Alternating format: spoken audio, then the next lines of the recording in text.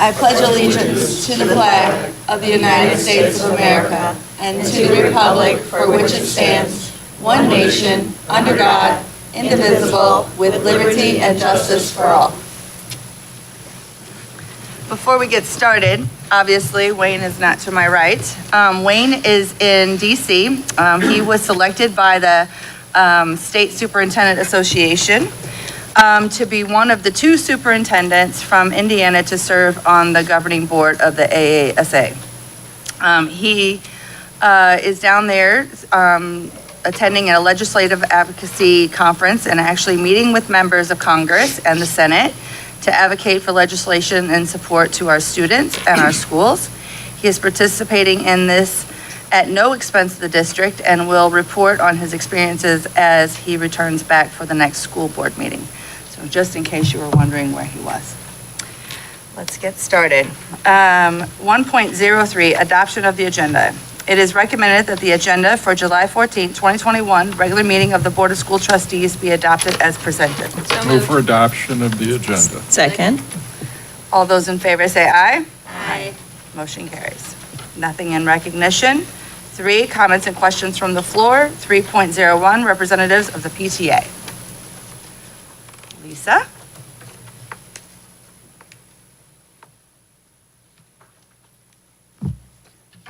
Hi, good evening. Good evening. I'm Lisa Walker, and for the past 2 years, Linda Malicki, Debbie Fox, Melissa Johnson, and myself have all been working to form a new parent community group. As of July 1st, all of the Mishawaka PTAs have been dissolved. While the PTA is a fantastic association, we feel their direction and required membership to no longer be beneficial to Mishawaka. So we're happy to announce the startup of the Mishawaka Parent Group in each of our schools. We are now the Mishawaka Parent Group Cabinet. So on the little agenda, if you can change representatives of the PTA to the Mishawaka Parent Group now, or the MPG, that'd be fantastic. Along with this cabinet, we strive to develop a board of directors with members from each of the following groups: the Mishawaka Education Foundation, the Mishawaka Education Association, School City of Mishawaka Administration, the City of Mishawaka, and other local community groups to be stakeholders in our initiatives. Our purpose is as follows: to promote the welfare of children in the home and school and throughout the community, to promote the collaboration and engagement of families and educators in the education of children, to secure the physical, mental, emotional, spiritual, and social well-being of all children, to advocate for the responsibility regarding public tax dollars and public education funding, to unify and strengthen the local MPGs, to focus on promoting educational programs directed towards students, parents, teachers, and the general public, and finally, to promote the relationship between the School City of Mishawaka administration and the parents of the Mishawaka school community. At this time, we're asking for your support as our school board of trustees and administrators as we continue to move forward and strengthen our commitment to our School City of Mishawaka students and our community. We do have shirts. This is our new logo model here. Unfortunately, COVID is hitting everybody, and they're having difficult time getting all the sizes in the shirts. So those shirts that have came in, we're distributing those. Once the other sizes arrive and we get those, we will get them to you if you did not get a shirt this evening. So who's that go to? Oh, Mr. Barker, yeah. Thank you. That's all I have. Congratulations. Thank you, Lisa. Thank you. 3.02, representatives of school employees. See her. 3.03, representatives of the Mishawaka Education Foundation. Shar Spiker. Good evening, everyone. Thanks for allowing me to share what's been going on with the Mishawaka Education Foundation. As you know, we've had our 4th annual Chip In for Education Golf Benefit. It was just last Monday. And I'm happy to say that it's grown in the last 4 years from 18 teams to 27 teams. The skies did open up for us after 15 holes. We did anti-rain dances, but it didn't work. But I think everyone had a great time anyway. I saw lots of camaraderie, lots of networking. People enjoyed the food. And so I think they're going to be coming back next year. That's the word on the street. Of course, an event like this couldn't be possible without sponsors. And we have many sponsors.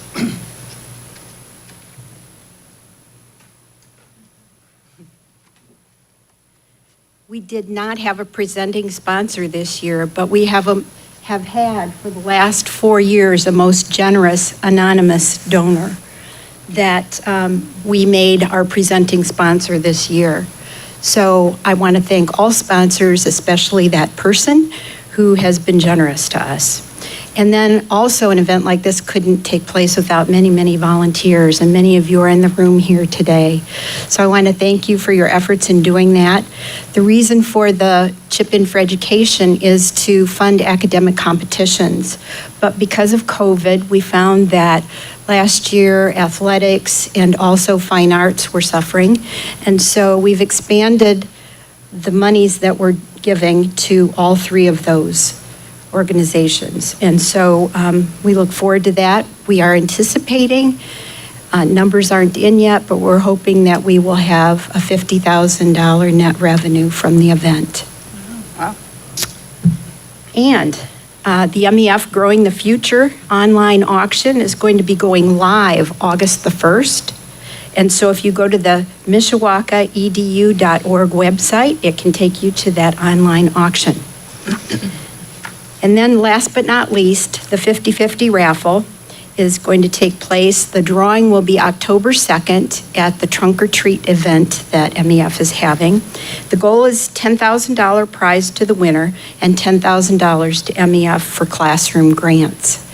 There are 50/50 raffle tickets available this evening. If you're interested in that, see me after the meeting.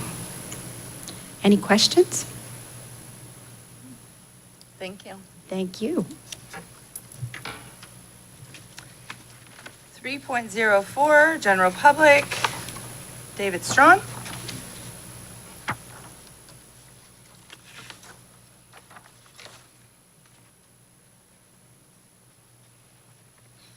Good evening, Madam President, members of the board, ladies and gentlemen.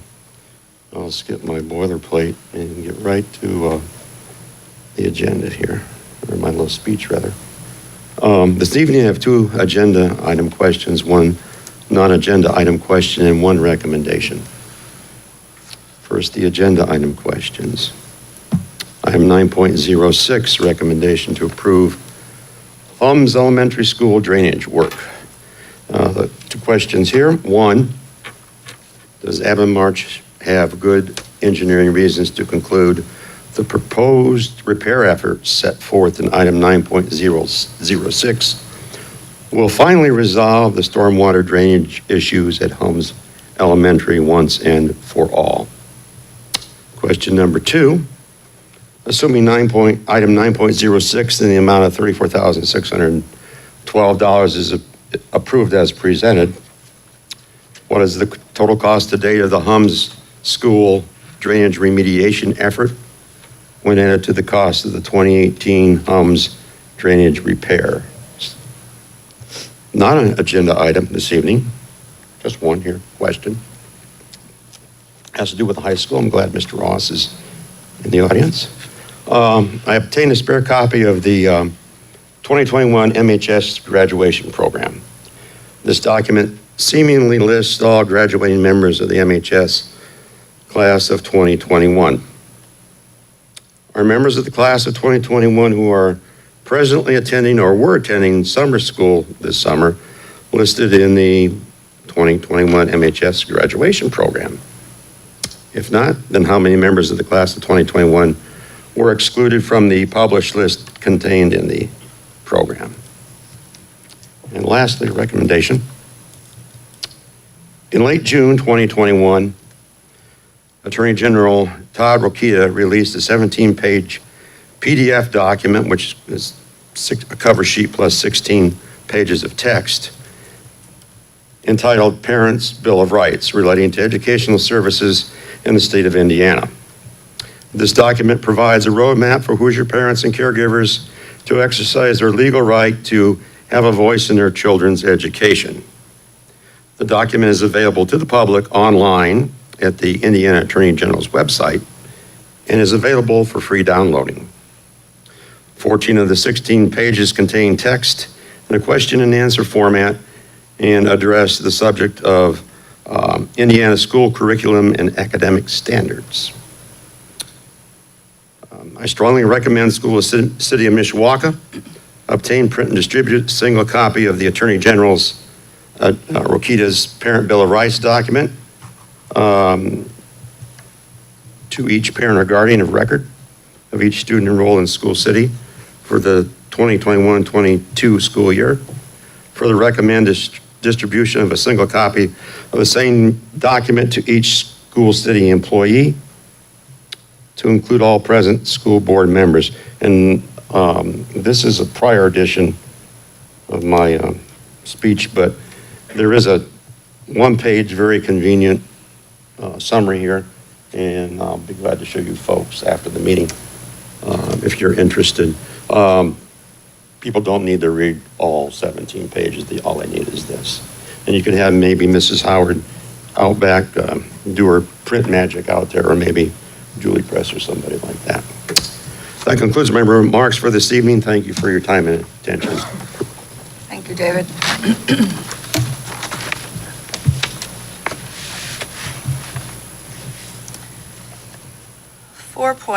Consent agenda. 4.01, approval of the minutes of the June 9, 2021 regular meeting of the Board of School Trustees. It is recommended that the minutes of the June 9, 2021 regular meeting of the Board of School Trustees be approved as presented. 4.02, approval of the bill warrants and payroll. It is recommended that the bill warrants and payroll in the amount of $8,912,568.15 be approved for payment from the appropriate funds. 4.03, approval of the May financial report.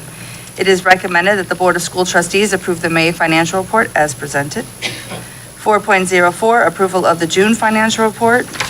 It is recommended that the Board of School Trustees approve the June financial report as presented. 4.05, extended student trip request. It is recommended that the School Board of Trustees approve the extended student trip as presented. 4.06, approval of the consent agenda. It is recommended by the Board of School Trustees to approve the consent agenda. Is there a motion? Second. Any questions or concerns? All those in favor say aye. Aye. Motion carries. 5, vision initiatives. 5.01, planning for a preferred future of educational excellence. Ms. Hickle. Thank you, President Parks. Happy to share a quick update with you tonight. Since our last meeting, we have established weekly referendum planning meetings with our senior leadership team and Dr. Spiker. Additionally, we have held our first high priority facilities meeting on June 15th. At that meeting, members included senior leaders, building leaders, Dr. Spiker, Dr. Staley, and community members. We are also adding more community members and teachers to that committee. The agenda for our first meeting included sharing the purpose of the High Priority Facilities Committee, overviewing the work plan that was shared with you at a previous board meeting, and updating the committee members on the SCM facilities assessment that will be performed or completed by Evan Marsh, MCOR, and Wygant. Our next meeting for the High Priority Facilities meeting will be next Tuesday, July 20th at 5:30 p.m. In addition to that, we're starting to formulate names for consideration to serve on the Community Collaborating Committee, or the CCC. As you'll probably remember, the CCC will be responsible for taking the work of the High Priority Facility Needs Work Group and considering the recommendations and making recommendations to the board, as well as asking the community to support the preferred future of education excellence that we're pursuing here at SCM. We will continue to provide you ongoing updates of this work. Thank you. Thank you. Is there a motion? Second. Any questions? All those in favor say aye. Aye. Motion carries. 6, reports and discussions. 6.01, May financial statements and monthly comparisons. Mr. Newman. Thank you, President Parks and members of the board. Per usual, should the board have any questions, feel free to stop me at any time. These are the financials for the month of May, so I'm not going to spend too much time talking about them. We'll spend a little bit more time looking at the June financials next month.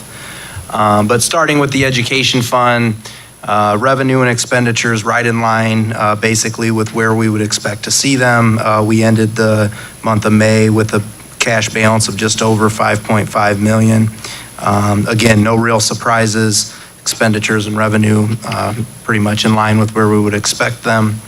Really the same story for the operating referendum fund and the operations fund.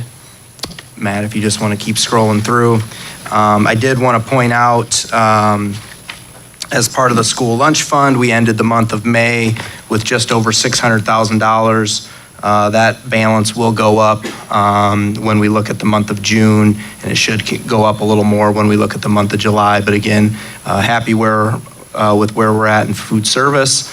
Curricular materials, again, nice cash balance there. A transfer from debt service will come over in the month of June, and then in the month of July, there'll be quite a few expenditures as we make purchases preparing for the start of next school year. But again, over $750,000 in our curricular materials or our textbook rental fund. So we're quite happy with that. And then the self-insurance fund, again, maintaining its balance through the end of May.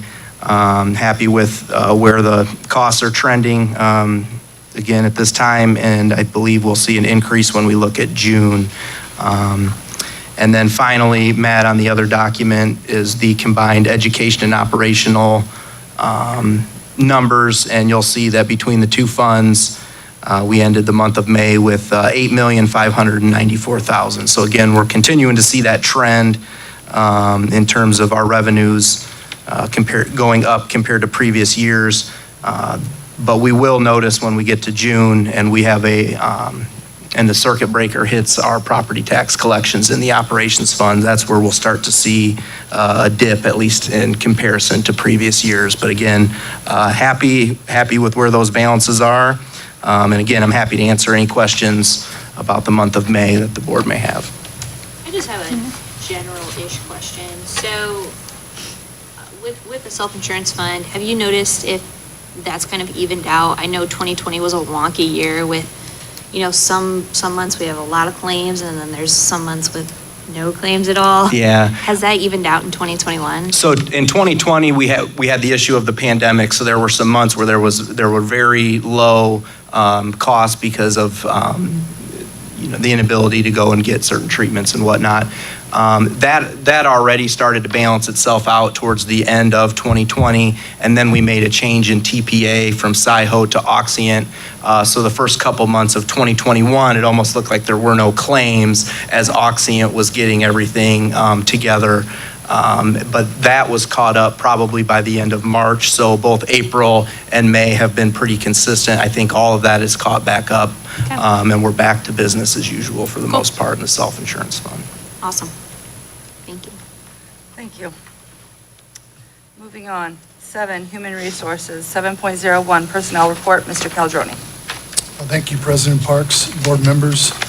It's recommended at this time that the Board of School Trustees approve the personnel report dated July 14, 2021 as presented. So moved. Second. Any questions? All those in favor say aye. Aye. Motion carries. Thank you. 8.01, Curriculum and Instruction Fees. Dr. Stocksdale. President Parks, members of the board, School City of Mishawaka continues our efforts to contain curricular material fees. We have conducted a review at all grade levels to adjust costs and remove any curriculum materials that are not used. Elementary schools and John Young will continue with flat fees. Flat fees are a fixed rate at grade level spans based on overall curricular material costs. The fee assessments proposed for 2021 to 2022 reflect our efforts to keep fees reasonably contained and still represent one of the lowest, if not the lowest, in the area, while still providing rich and robust learning experiences and support to our students. For the high school, students' fees are dependent on the specific courses in which a student enrolls. It is recommended that the Board of School Trustees approve the student fees for the 2021-22 school year as presented. So moved. Second. Any questions or comments? All those in favor say aye. Aye. Motion carries. Thank you. 8.02, Learning by Design Update. Mr. Books, Dr. Stockstill. Thank you again. And thank you for allowing Wade Books, Curriculum Integration Specialist, and myself to share this Learning by Design update with you all and our guests today. Next slide. Just to do a quick recap, after analyzing data for over a decade, we found that there is a need to systematically improve at School City Mishawaka. We found that often we were doing the right work, but it wasn't connected or aligned. We often found that we were on the image, as you see that left, that we were going in different directions and working very hard, but across the district, but not always getting the desired results. Thus, this led to Learning by Design, which represents a systems approach to continuous improvement. Next slide. Learning by Design has 5 components. The first 2 focus on curriculum, materials used in the classroom, and teaching practices, ensuring our students receive a quality learning experience every day. The next 3 focus on school and district improvement in coordination with our evaluations and accountability measures from both the state and federal government. This represents a Learning by Design timeline.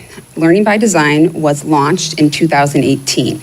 It was introduced at our Leaders Workshop and shared at a school board meeting. Teacher, leaders, principals, community, and board members at that time learned about it and provided input. We started to implement in 2019, but we prioritized which components we implemented. We knew that we couldn't do all 5 of those components well all at the same time. And we shared progress monitoring updates as we implemented. Then we were all surprised when our school suddenly closed in the spring of 2020. At that time, all local and state assessments were canceled. And believe it or not, we were actually disappointed that they were canceled because our internal local assessments showed that if we were able to take those spring assessments, that we would have seen great growth, that we could have celebrated with our students, our staff, and our families. But just like everyone else, we kept on moving. And we reopened in the fall of 2020, and we used Learning by Design as a guide to create a plan for learning recovery and acceleration. And so today, what we're going to do is share an update to celebrate our student growth in the spring of 2021. That despite a difficult year, students have shown significant growth on our local assessment, and state assessments are being used as a baseline for proficiency measures.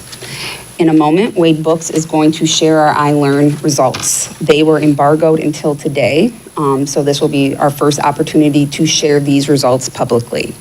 Then we will move to looking at our growth in our local assessments, which don't always show up on our iLearn proficiency measures.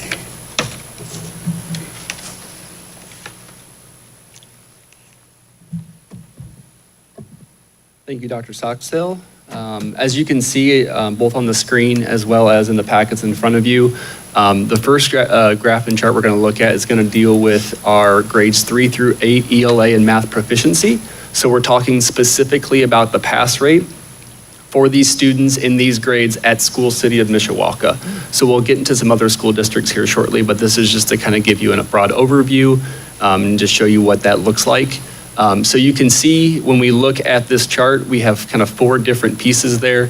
If you look at grade 3, the little yellow bar is going to refer to the ELA pass rate for 3rd graders, and then it's the same 3rd graders for blue for math. So about 23.6% of 3rd graders were proficient across the district when it comes to ELA. And then when it comes to math, you're looking at 31.3%. And then you can kind of play with those numbers as you go across. The far right bar is going to reference overall. So when those students are averaged across overall, that's what you end up with, right about 25 for each of those. A little bit higher for ELA than for math. The 2 lines that are running on top of those bars are going to refer to the state averages at those grades for those populations. So for Third grade, to reference third grade again for ELA, we were 23.6. The state's at just about 39% proficient. And then when it comes to math in third grade, you're looking at 31.3% for us versus 49% proficient. And so remember, this is when we think about students in third grade, how proficient they are at third grade material. By the end of the year, they should be proficient. These are the amount of students that are proficient at that material. Next slide there, Matt. So that's one way to look at things. And I think it's important to make sure we frame this in the terms of the state in general, but also specifically when we think about us as a school district. So the school districts that are on the screen that we're looking at right now, same type of graph, right? Same metrics in terms of the ELA and math pass rates and the state averages. So the state averages haven't changed, albeit a little bit because they're the average of all grades together. But now we're looking at a school district grades 3 to 5, so we're on the far right there.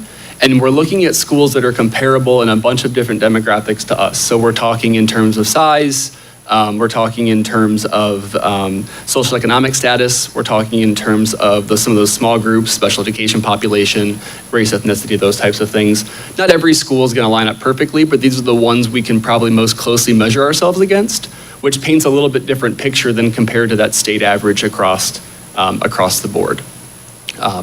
Next slide, Matt. So in your packet, just as a reference, the previous slide and the next couple slides, there's more information in there as far as other comparisons for schools. And just like here, I'm not gonna go through every single grade that we have, but just kind of highlight some things to talk a little bit about our internal measurements. So ILEARN's one way to look at things, right? It gives us proficiency across a grade level, but we know students aren't one day in one test. And just like that, we also, we need more instructionally to support us in our decision-making throughout the school year. And so we have at the K-8 level, but specifically looking here at the 3 through 8 level, we've broken down what our internal measurements show us when we're looking at data. So what we're seeing here for ELA, and we'll see roughly the same thing for math on the right-hand side, is you're looking at beginning of the year is that first bar for ELA, the stacked bar, middle of the year, and then end of year. And so as we go from left to right in that ELA chart, we see how our kids were grouped beginning, middle, and end of year. The thing I want you to really hone in on there is that we're significantly decreasing the red, which is 1 and 2 grade levels below population, as well as the yellow, which is within 1 grade level, which is slightly different somehow than within 1 grade level, 1 grade level or more lower. Basically students who are kind of reaching that proficiency at grade level but aren't quite there. And then we really expanded those students who are on grade level. When we look at the right-hand side about math, very similar. What we're looking at there, though, is just some slightly reduced bars in terms of it's more than 1 grade level below instead of 1 or 2. The other piece I want to point out, besides how much those colors have significantly changed, is that the trend line that we're seeing kind of go throughout, that's the average score. So if we look at back on the left-hand side for ELA, we see on average our students scored 1 to 2 grade levels below when we started the school year. Whereas we're about back on par on grade level as we hit the end of the year. And what we like looking at this with this trend line, especially as we go from the from the winter to the spring, is how steep that climbs. A lot of that's gonna owe to the fact of, if you think back at how we started the school year, right? We started completely virtual. That's also pulling in the remote experience we had from March, detached from March all the way back until August. And so it took a little bit of time to get things running, but once we got up and going, you can definitely see a lot of strong increase there. So this is specifically third grade, and Matt, if you go to the next slide there, please. Now you'll see a little bit of fifth grade. We're gonna see very similar things in terms of that trajectory of that trend line, which is the average score, as well as those colors shifting to have less red and yellow and more green as we go throughout the school year. So once again, these are our internal measurements. This is how we're judging kids and our proficiency rates based on these 2 assessments that we're giving them. And Matthew, go just one more. In your packet, you'll see every single grade if you really want to dig in, but they all pretty much tell a similar story. The one thing that we wanted to really pull and notice here with, as we wrap up here with 8th grade, is once again, we see that same trajectory, right? We see those colors shifting into the blue and greens, which are always happy colors, versus those yellows and reds. We see that trend line really go up, which is awesome. But the biggest thing that we want to make sure that we understand here as we move forward is, our kids are not just, one piece with that proficiency in iLearn. What we really like to see, and Kitty will talk a little bit more about, is the progress we've made and where we're going. When we think about trend lines, we think about ultimate destination with our trajectory. And we really like the work. As you can ask any teacher or staff that you spoke with this year, we're in a good spot. It just maybe doesn't show on that one test, but this paints a much different picture as we move forward. And so we're really excited about where we are, where we're going to go from here. But I'll turn it back over to Katie to kind of wrap that up a little bit. Katie, can I ask you a question? This is data for what period of time? This data represents 2020, when they came back to us in the fall, to 2021. If we were to compare where we're at now to prior to 2018, what would we show? It's funny that you bring that up, and I'm smiling because, and you'll see in your packet for the board that the IDOE has specifically stated that they do not want school districts to compare the results now to our results in 2018. And they say that's because the rates of learning required for recovery are unprecedented at the scale required to return to where students or groups of students would be under normal learning conditions. So in sum, we are behind where we were in 2018. Okay.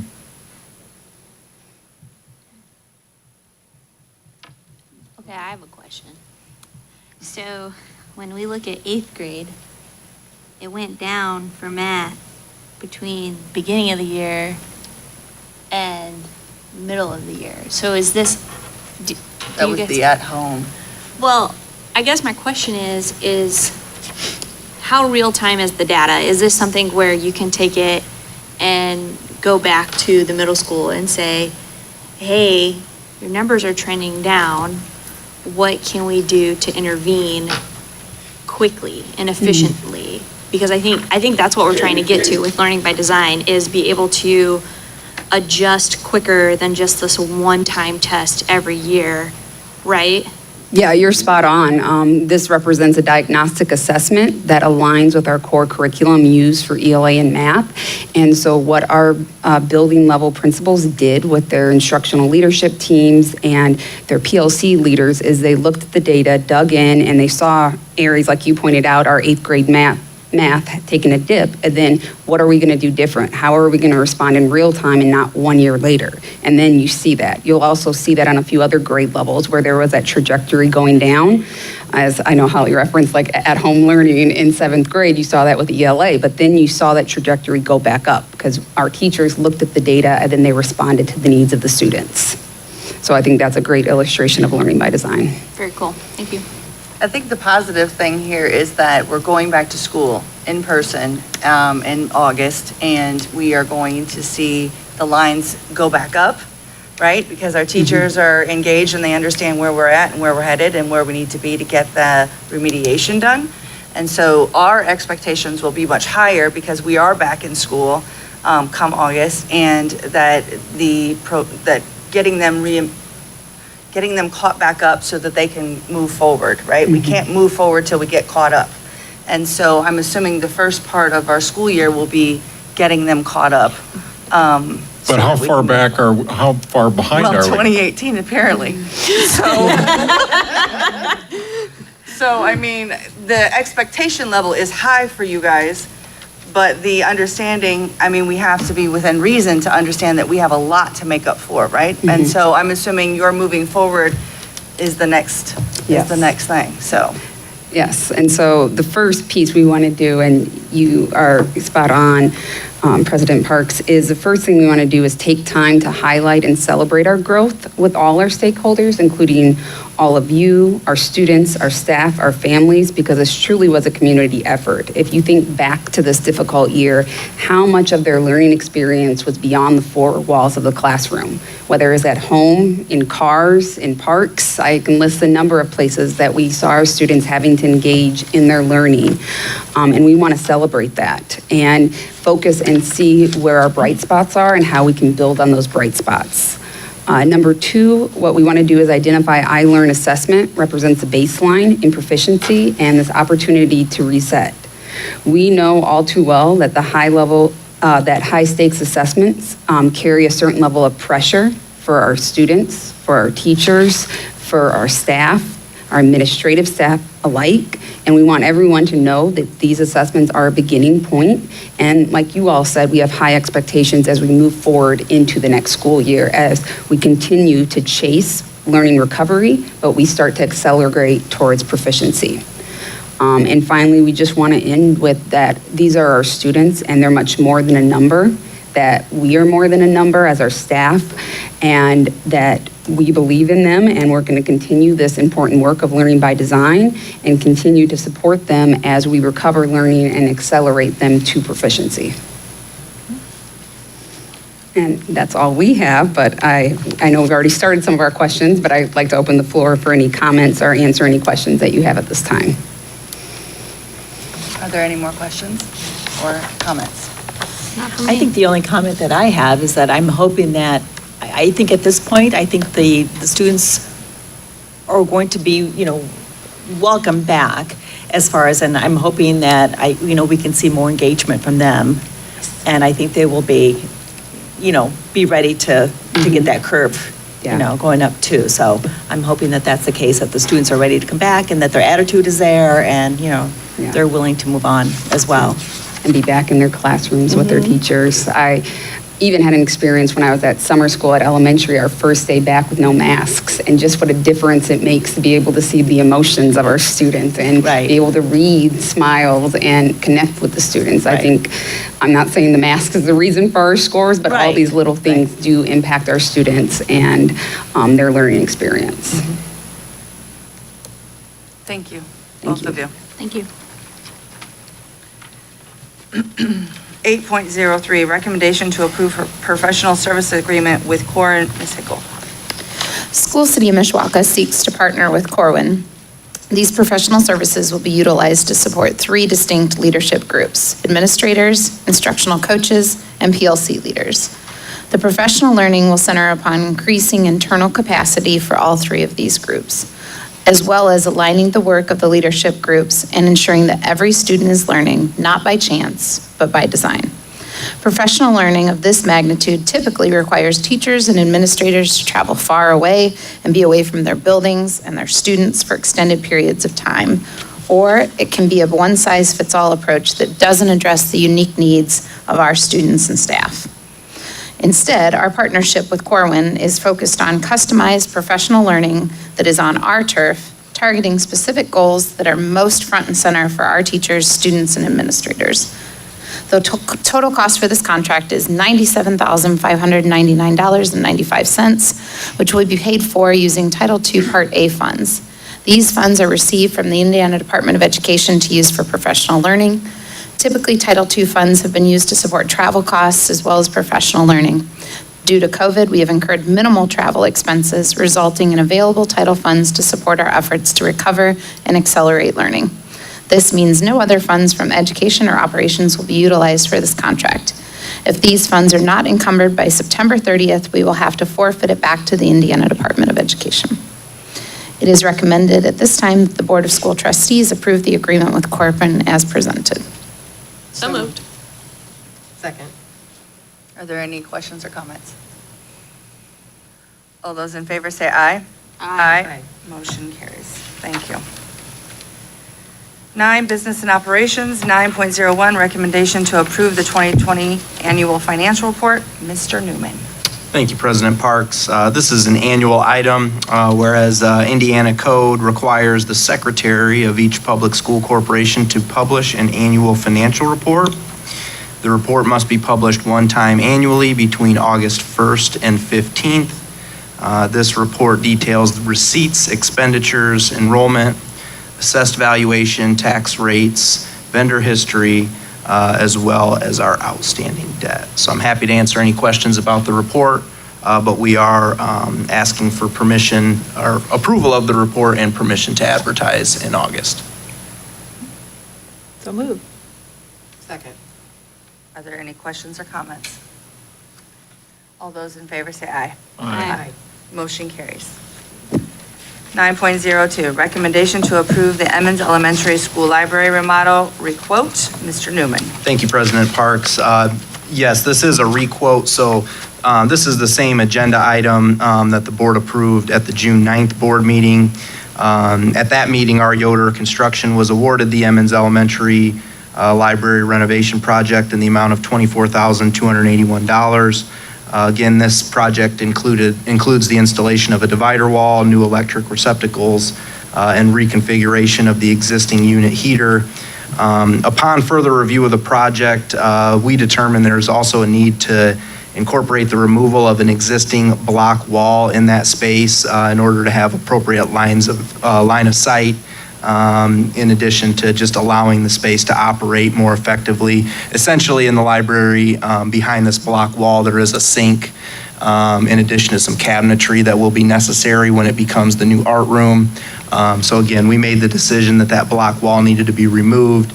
It's more than just a change order, so we needed to requote it. Our Yoder did remain the lowest, most responsive quote, but now it has a total cost of $54,700, and we would be using, with your approval, stimulus dollars to complete this project. Move for approval? Second. Any questions or comments? All those in favor say aye. Aye. Motion carries. Thank you. 9.03, recommendation to approve the Project Lead the Way furniture purchase. Mr. Newman. Thank you, President Parks. With the addition of Project Lead the Way programming in our elementary schools, we had a need for flexible classroom furniture in addition to storage solutions in these new Project Lead the Way spaces. Mr. Matt Modlin and I have been working with Pulver Cove Associates to identify how to best utilize our space, or how we will best utilize this space, and what lines or styles of furniture would be most appropriate. We're requesting approval of 2 quotes for our desired Project Lead the Way furniture in all 7 elementary schools.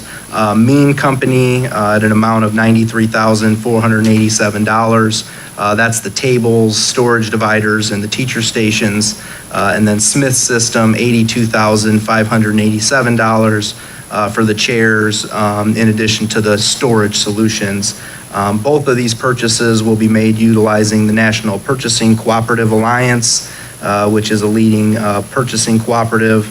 And again, that ensured that we would receive preferential pricing, but it also expedited the procurement process, because we'd like to have this furniture in place as close to the start of school as possible. Move for approval? Second. Any comments or questions? Project Lead the Way is expensive. Alex, I'm assuming we're getting multiple quotes.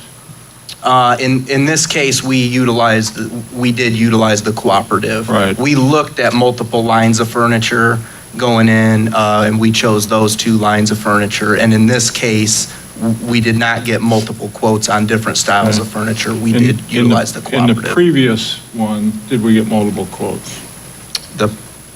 Are we still on the furniture?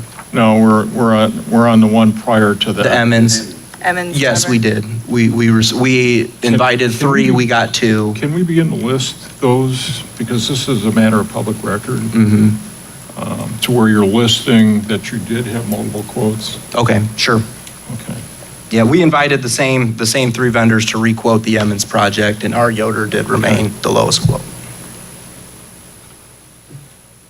It's been moved and seconded. No questions, no comments. All those in favor say aye. Aye. Motion carries. 9.04, recommendation to approve purchase of MHS pool broiler. Mr. Newman. Thank you, President Parks. Mishawaka High School's pool boiler is currently inoperable and can no longer be repaired. This is original equipment that is over 30 years old. Our Director of Operations, Mike Faulkner, received 3 quotes from Facility Mechanical, J&K HVAC Service, and Dynamic Mechanical. These quotes range from $27,450 to $46,355, with Facility Mechanical providing the lowest, most responsive quote at $27,450. There are remaining funds in the 2018 construction fund that, if approved this evening, will be used for this purchase. Move for approval. Second. Questions or comments? So when we replace pool boilers, do we have to say it's older than certain board members?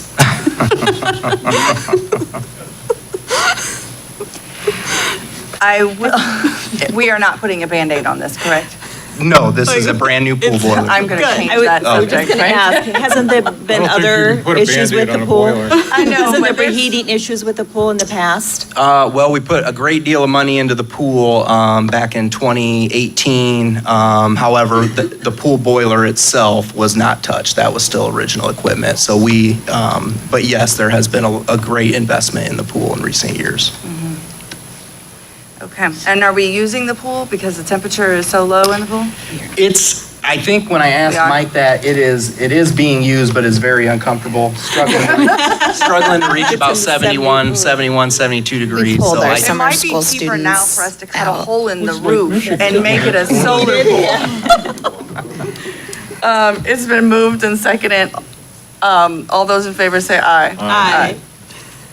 Our students will be very happy for it to be warm again. 9.05, recommendation to approve bus camera purchase. Mr. Newman. Thank you, President Parks. As part of our ESSER 2 stimulus funding, the administration would like to add cameras to our existing bus fleet.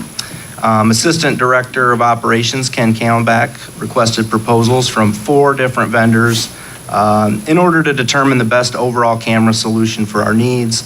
Each vendor provided a unique solution with pricing ranging from $31,190 all the way up to $85,032.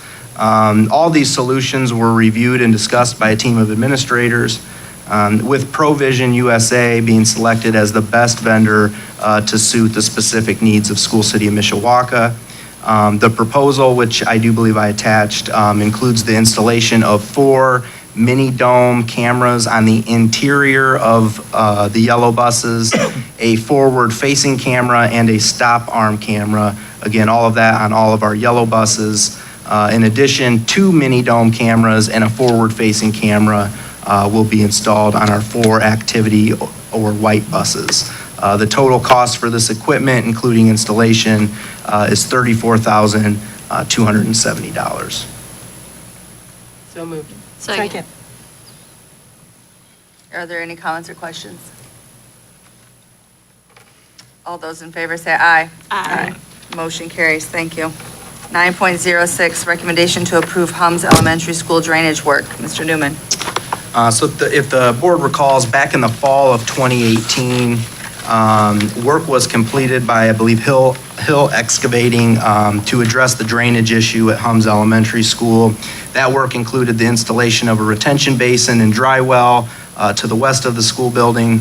While that work has greatly improved the overall drainage and flooding issue at Hums Elementary, we are still experiencing some minor flooding that is occurring during very hard rains. We enlisted the help of Marsh Consultants to help us better identify how we could even eliminate those minor flooding instances. They developed specifications on how to further resolve the issue. Overall, the work includes expanding the current basin, installing additional under drain, and modifying the existing outlets that will now match the scope or the slope of the modified basin. Quotes for this work were due last Friday, July 9th. We received 2 quotes from John Butcher, Sewer and Excavating. Betcher. And HRP provided the other quote. JBSE provided the lowest, most responsive quote at $34,612. And we've been holding on to funds from that 2018 construction fund specifically for this. There was money budgeted for the Hums drainage issue. So if approved, those funds will be used for this additional work. To answer Mr. Strawn's questions, and I hate to speak for Aben Marsh, but I think in general, they agreed with the solution that we did in 2018. The only problem is basically we didn't dig the retention basin deep enough or wide enough. So what was happening during really hard rains is the water was coming up in the basin, it was covering up the outlet holes and then causing more backup. So again, their solution is really the original solution, but just going a little bit further, digging that deeper, making it wider. They do believe it will correct the issue. Is the ductwork between the building and the retention basin wider? Or is it the same width? I think that is the same. Okay. The problem, So the only solution then is deeper and. deeper so that the water doesn't have time to rise fast enough to cover the outlet holes. And has Mike spent some time? What do you think, Mike? Absolutely. Okay. Yeah, I think too that when we get a hard rain, when we haven't had rain for a while, the ground's really hard, it just has nowhere to go, it doesn't filtrate Right. enough, so I think going deeper is definitely going to. Okay. Thank you, sir. Mr. Strawn asked what we had spent back in 2018. It was about $31,000 to Hill Excavating for that work. Then we would have paid some money to Rocky Jeans as he was assisting us at that time with that project. So again, we're asking for board approval this evening for the Hums drainage work. You know, I think another question might be, how much have we spent over the years to repair all the water damage within the facility? And I think it's been significant. Have we replaced the carpet in the choir room Oh, yet? yeah. Yep. Yeah, so I mean, we've spent a lot of money replacing and repairing, so if this fixes it completely, then, I mean, this is a no-brainer, right? Is there a motion? So moved. Second. Questions or comments? All those in favor say aye. Aye. Motion carries. 10, policy updates. 1001, first reading of policies. Ms. Pettit. Good evening, Board. Very brief tonight, but we have some bigger ones coming up, so I don't want to get you too excited.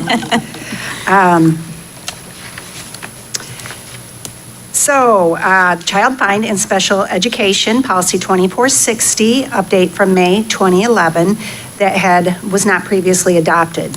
Child Find language has been added and clarification is made in the eligibility of students for special education services through the end of the school year in which they become 22. A reference to joint services was removed. So we went through all our administrative guidelines and policies looking for references to joint services since that was dissolved several years ago. So for policy 246002, least restrictive environment, we removed the reference to joint services and updated the Indiana code. Policy 8330, student records, a reference to joint services was removed. Thank you. Thank you. 11, communications. 11.01, public announcements. Elementary school offices will reopen to the public at 8 a.m. on July 21st, 2021. First day of school for 2021-2022. School year is August 11th, 2021.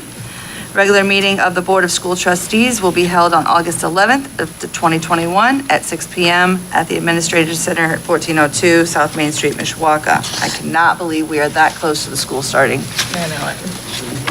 Everybody enjoy the rest of this month and see you in August. I would like to make a comment. Oh, sorry. It's nice to see all of us together for the first time in, I think Holly said earlier, 17 months. 17 months since we've been this close. And I almost didn't recognize some people within the room because now I can see them. So it's nice to be back to normal. It is. I'll amen that one. Meeting is adjourned.